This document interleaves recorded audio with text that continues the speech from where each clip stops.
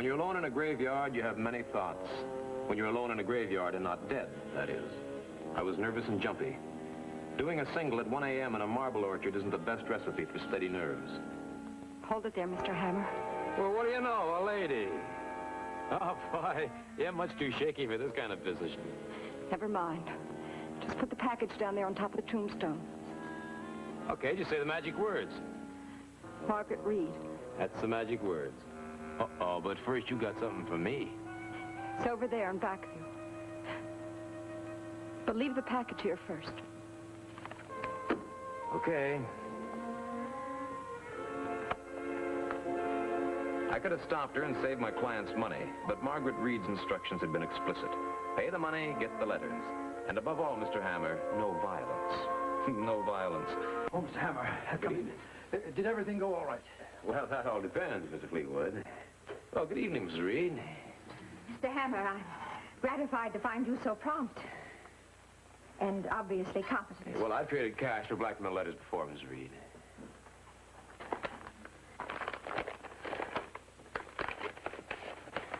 And that's really worth all that money that I took out there. I'm satisfied, Mr. Hammer. Indiscreet love letters worth $50,000? Mrs. Reed, you can buy blank paper in a dime store. Now, come on, don't play games with me. I carried you loot tonight, but it wasn't for blackmail letters. Now, come on, what gives? It has nothing to do with you, Mr. Hammer. Please, please, just go away and leave us alone. Hammer, it's none of your business. What gives, Mrs. Reed? Who was snatched? Hammer, why don't you... It's all right, Harry. It's all right. I'll tell him. It was my husband, Mr. Hammer. He was kidnapped. When? Day before yesterday. I know. I should have told you from the beginning, but I was afraid of the publicity and the danger.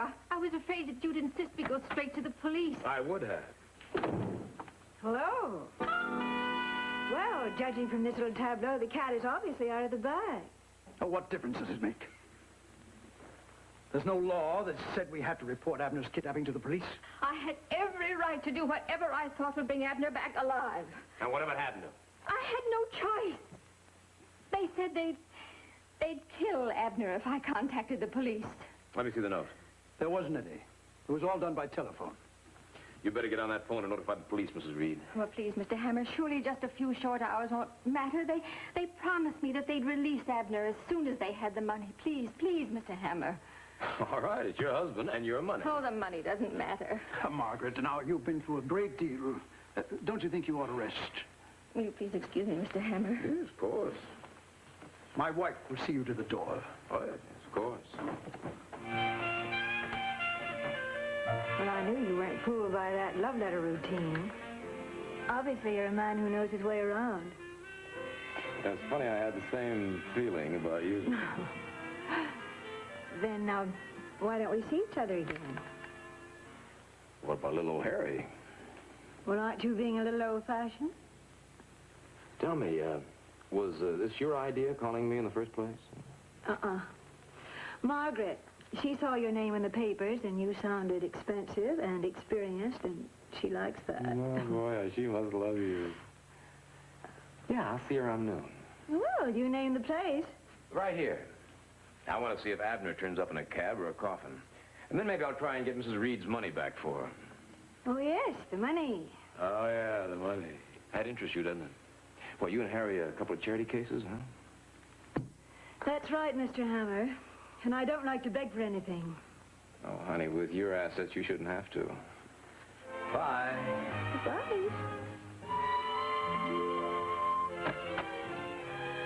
I should have been satisfied with 500 clams for 6 hours' work, but I wasn't. I had visions of a nice fat bonus for getting back the $50,000 Mrs. Reed had paid her husband's kidnappers. But there wasn't much I could do until I talked to Abner Reed himself, providing Mr. Reed turned up talking. Right now, the trail was colder than the tile floor of a YMCA shower. Mr. Hammer, get in, please. Hurry. Well, well, well. If it isn't the lady in the dark. Very nice. You ought to come out in the light more often. Mr. Hammer, I'm in trouble. Mm-hmm. You think that was a blackmail payoff tonight, don't you? Not now. Is Mr. Reed still alive? Yes. And I'll tell you the whole story, but you've got to help me. With your cut of 50 grand, you need help, huh? But I didn't get my cut. Oh, the old double cross. I was promised $5,000 to meet you tonight and pick up that money.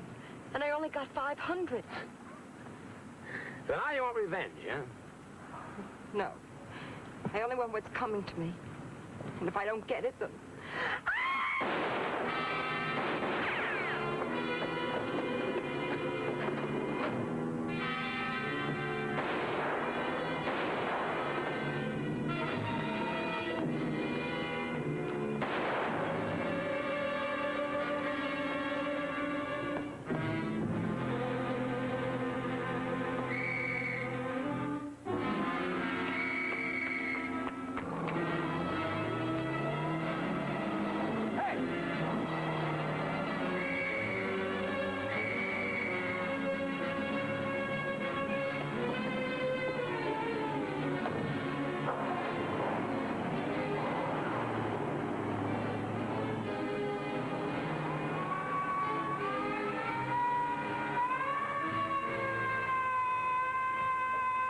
There's nothing Captain Pat Chambers likes better than a phone call from me at 3 a.m.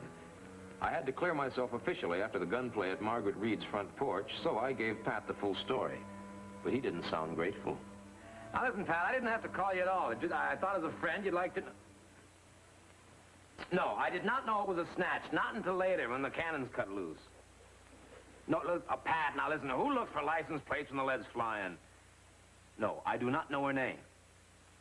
Yes, Captain Chambers. I'll be down at headquarters first thing in the morning. No, all right, then make it afternoon.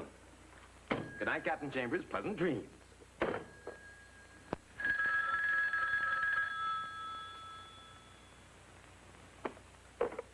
Yeah, Hammer. Who? Where are you? In my apartment. Do you have a pencil? Yeah, just a minute. 612 East. Yeah, okay. Listen, honey, we've never been formally introduced. Just what's your name? Sandra Montel. Look, I'd rather not talk about it on the phone. Mr. Hammer, I'm afraid. Well, I don't blame you, sugar. You keep your doors locked and your windows closed, you understand? Yes. Will you come right over, please? Yeah, I'm on my way.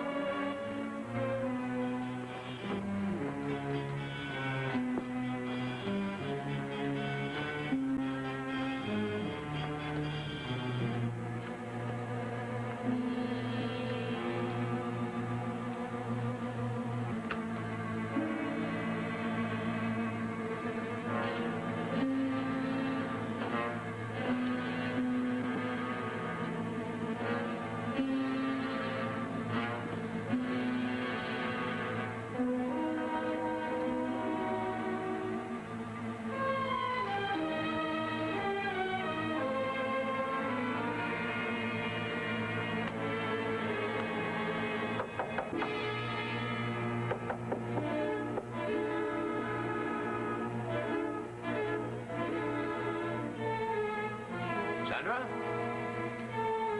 Sandra?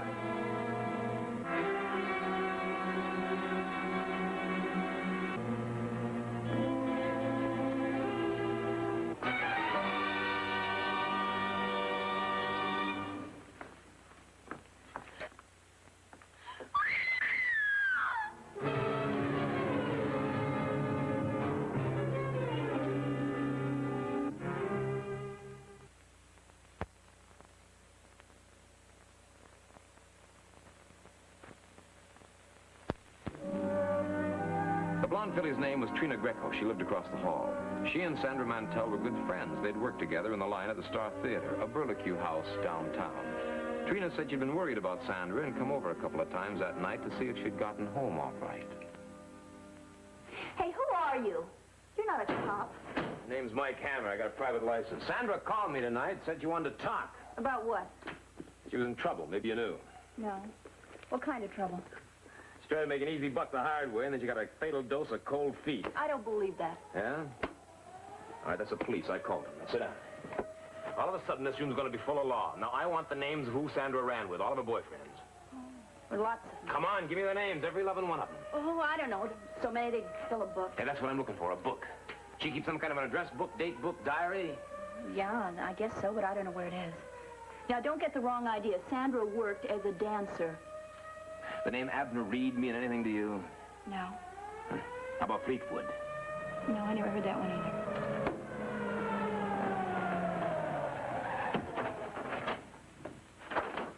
Did she have any new boyfriends? Well, there was a man. I never saw his face, but he picked her up a couple of times. Well, can you describe him? No. All she said was that he was a big spender. It's a big help. Mr. Hammer, I'll do anything to help you find out who did that. Anything. That a girl. All right, now you just keep looking for Sandra's date book. I'll be in touch with you. Hey, is this you with Sandra? Yes. I didn't recognize you all dressed up. Yeah, all right, that's the boy. Now, come on. You get over here and lie down and relax. We'll be answering questions for the next couple hours. Take it easy.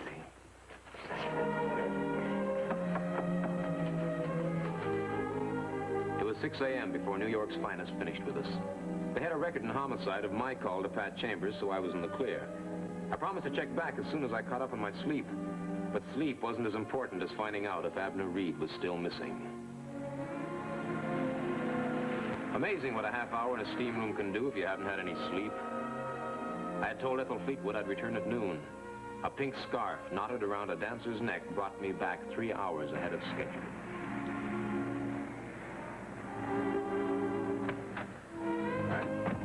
Mr. Hammer, this is my husband, Mr. Reed. Oh, how do you do? Well, how do you do, Mr. Hammer? Won't you sit down? Thank you.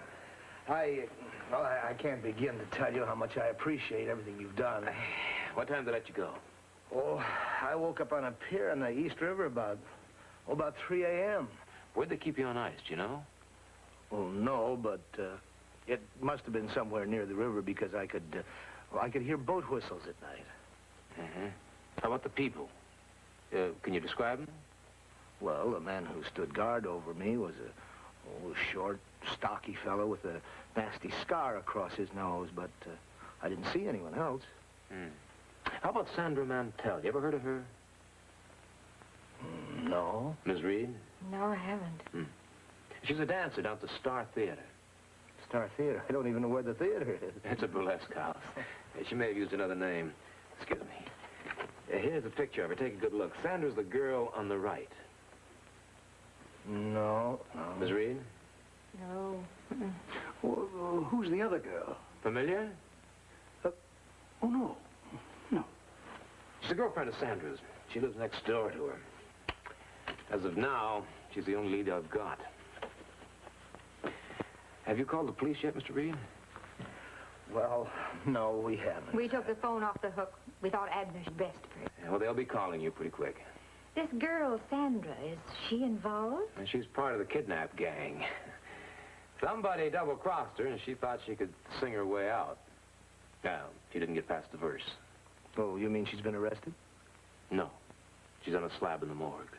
Well, I guess I was pretty lucky. Yeah. Where's Mrs. Fleetwood? She left about an hour ago. Shopping. What do you want with her? Oh, I thought she might recognize the girls. That's rather unlikely. My wife is hardly the type to patronize a burlesque theater. How about you? I don't know either of the young ladies. Mr. Hammer, please don't misunderstand me, but I'm not quite clear what your concern is in this matter. Well, Mrs. Reed, don't you want your money back? Don't you want to see those kidnappers caught and punished? Well, of course I do. Besides, I want the man who took a couple of shots at me and killed Sandra Mantell. Oh, there'll be no charge to you. I'll send them the bill. Don't bother, I'll let myself out.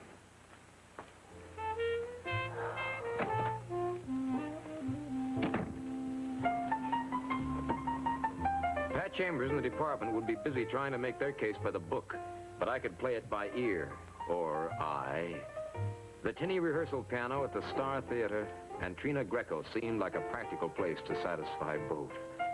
I had a hunch that the case would break if I could find the list of men in Sandra Mantell's life. Man.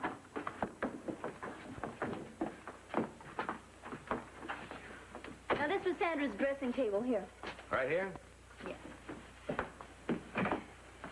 Trina, you actually saw Sandra's address book? Yes, I remembered.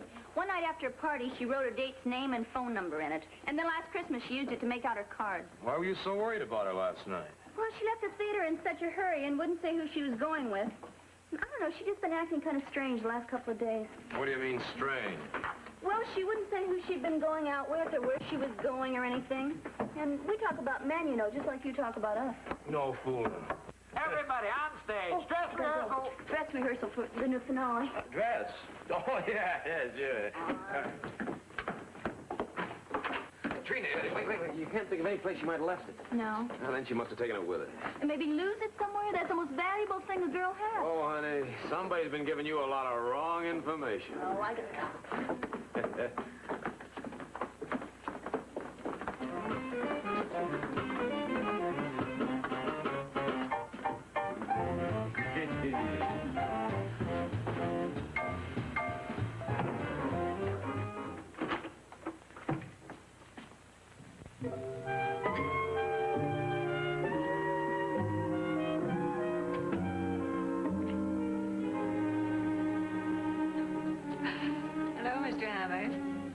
You don't mind, but I just hate waiting in drafty hallways.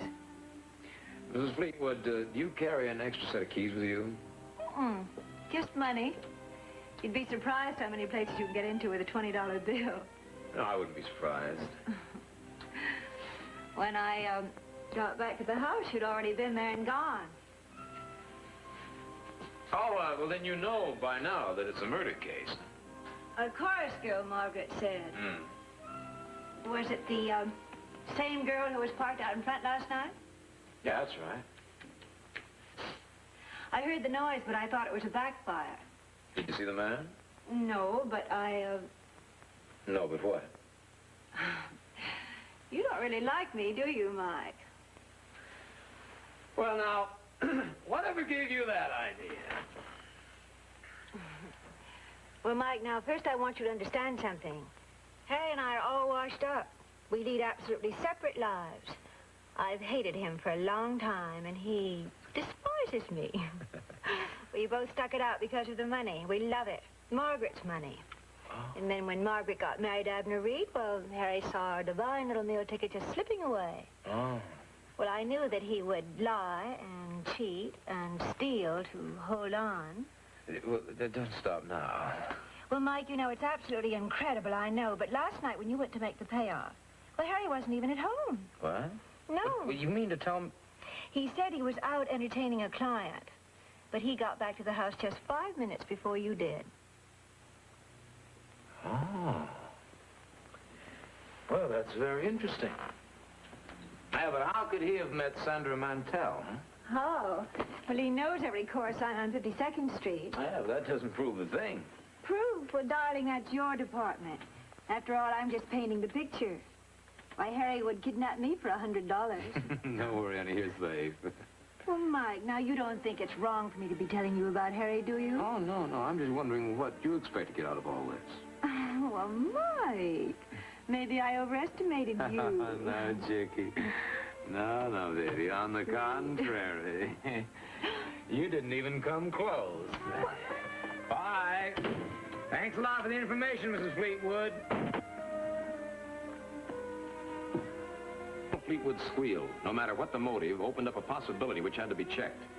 I'd tell the police about Harry Fleetwood later, but right now, I wanted to bounce his description off to Trina Greco. Thanks, Pop. Hello? Hello, honey. Mike Hammer. Listen, how soon are you going to get some clothes on? I'd like to take you out and buy you dinner. Oh, I just finished rehearsing. I'm getting dressed now. Good, I'll be over in about 15 minutes. Oh, what time do you have to be back? 8 o'clock. Good, you wait for me.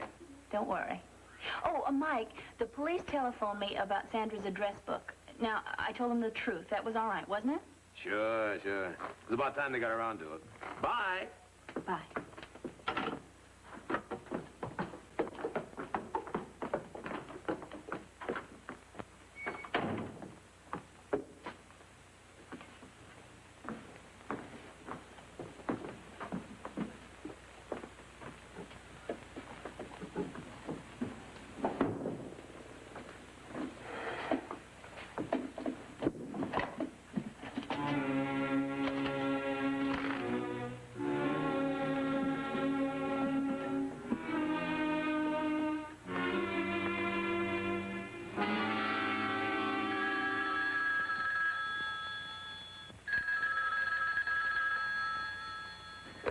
Yeah, hammer.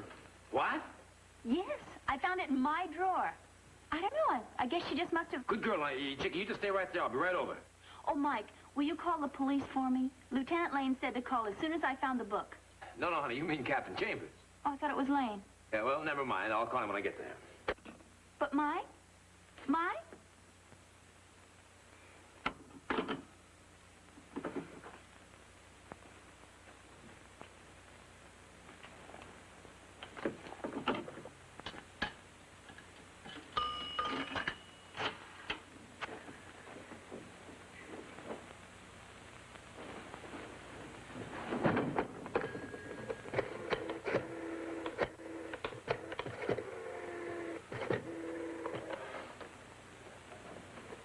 Hello, Pat, this is Hammer.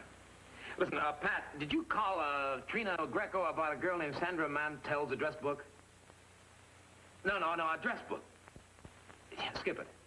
Listen, Pat, who's Lieutenant Lane?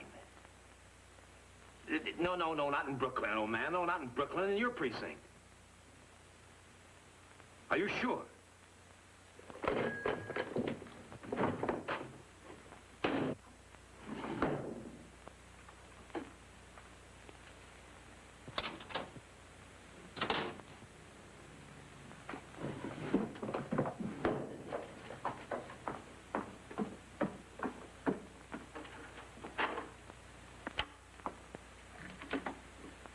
Mike? Mike? Miss Greco? Yes? Lieutenant Lane. Oh, we sure got here in a hurry. Do you have the book, Miss Greco? Yes, it's in here. Oh, I telephoned Mike Hammer, too. I thought that's who it was. Would you get the book for me, please? Of course.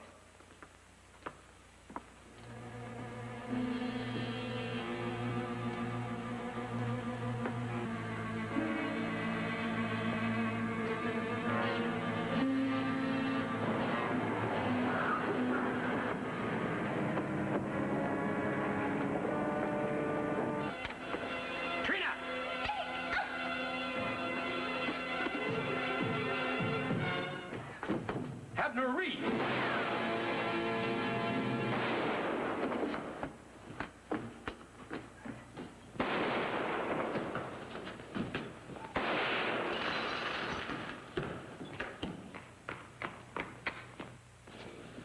Over here, Reed.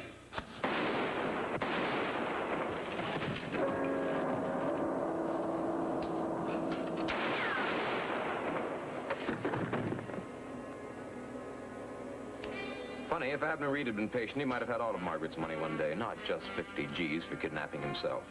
And if he'd paid Sandra what he promised, there'd been no need for murder. No, it wasn't my gun that put him there on the floor. It was greed.